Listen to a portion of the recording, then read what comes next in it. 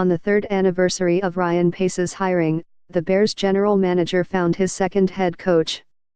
Pace and Matt Nagy, the Chiefs' offensive coordinator, flew in from Kansas City on Monday evening ready to get started on the latest major turn in the franchise's ongoing rebuild.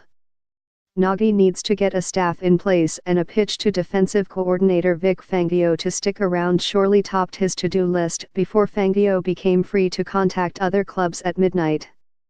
The timing of it isn't nearly as important as the message, because Fangio controls his own future. If the Bears cannot retain Fangio, Gus Bradley could emerge as a candidate. His one-year deal with the Chargers is expiring, though it's believed both the Chargers and Seahawks covet his services.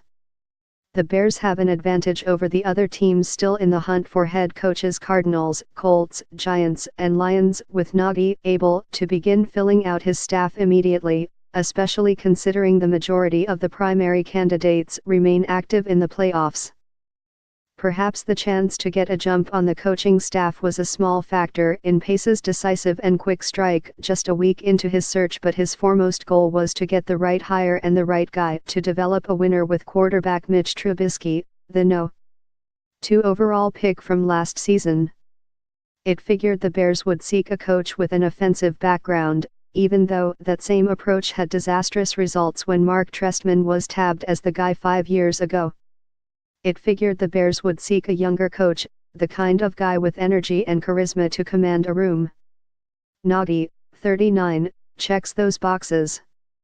He becomes the 10th member of the Andy Reid coaching tree to become a head coach and the 6th to hold such a position currently.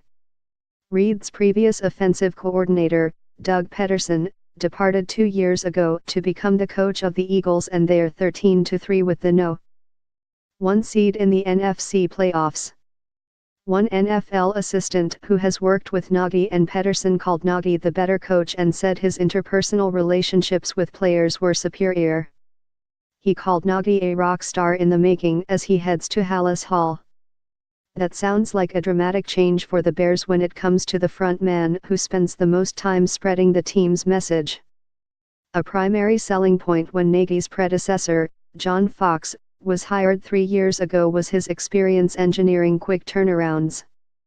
The Bears didn't get a quarterback to launch that endeavor until this season, and now the hope will be Nagy can get things flipped around the way Peterson did, and in similar fashion to what Sean McVay did for the Rams this season.